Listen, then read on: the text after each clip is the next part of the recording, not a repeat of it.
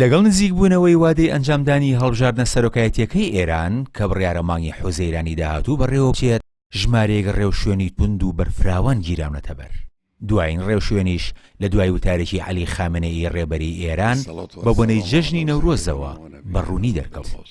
کاتێک جەختی لەسەر گرنگی چاودێریکردنی تۆڕەکانی ئینتەرنێت کردەوە و وتی سەرەڕای پێداگری و تێبینیە گرنگەکانی، بەڵام هێشتا فەزای سایبەری ئێران بۆتە ئامڕازێکی دوژمن بۆ هەڵبژاردنە سەرۆکایەتیەکەی داهاتوو.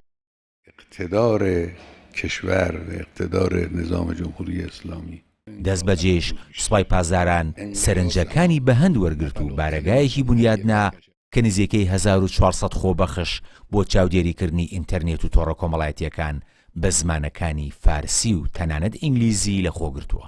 کاری پێشینە و سەرەکی ئەو بارەگایش چاودێری بەدووادا چوون دەبێت لە هەژماری چالەکانی سیاسی و ڕۆژنامەنووسەکانی ناو ئێران کە هەواڵەکانی تایبەت بە هەڵبژاردنە سەرۆکایەتیەکەی ئێران دەگوازنەوە، چونکە سەرکردایەتی باڵا و سوپای پاسداران نایەنەوێت سیناریۆی هەڵبژاردنە پەرلەمانیەکەی مانگی 2020 دووبارە ببێتەوە کە تیایدا ڕێژەی بەشداریکردنی هاوڵاتیان زۆر لاواز بوو، بە شێوەیەک لە مێژووی هەڵبژاردنەکانی کۆماری ئیسلامی ئێراندا بێوێ نەبوو.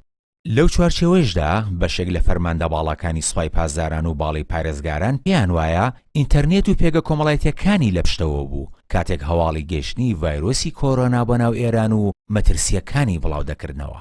بەشێکی تریشیان دەڵێن لە هەندێک هەژماری ڕۆژنامەنووسە ئێرانیەکانی ناو دەرەوەی وڵاتەوە دەنگدەرەکان هاندەدران نەچنە بنکەکانی دەنگدانەوە و لەبری ئەوە پشێوی دروست بکەن و ئێستاش هەوڵێکی لەو چەشنە بۆ هەڵبژاردنە سەرۆکایەتیەکەی داهاتوو لە ئارادایە.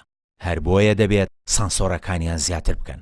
هەرچەندە سایتەکانی تۆڕە کۆمەڵایەتیەکان زۆربەیان لە ئێران بربەستیان بۆ دروستکراون و لەلایەن حکوومەتی ئێرانەوە بە توندی سەرپەرشتی دەکرێن، بەڵام ئەم فەرمانە نوێیە چاودێری هەژماری کەسایەتی ناو ڕۆژنامە سەربەخۆکانی ناو ئێران زیاتر دەکات، هەروەها بۆ ئەو کەسانیش کە 5000 فۆڵۆوەر یان زیاتریان هەیە. ئەوە لە کاتێکدایە باڵی توندڕەوی پارێزگاران کە ئێستا دەسەڵاتی پەرلەمان و دادوەریان لە ژێر چنگدایە هەوڵ دەدەن دەست بەسەر دەسەڵاتی سەرۆکایەتیشدا بگرن و نەهێڵن موحسن هاشمی ڕەفسەنجانی و عەلی لاریجانی کە لەسەر باڵی ڕیفۆرمەکان هەژمار دەکرێن بۆ پۆستە بگەن.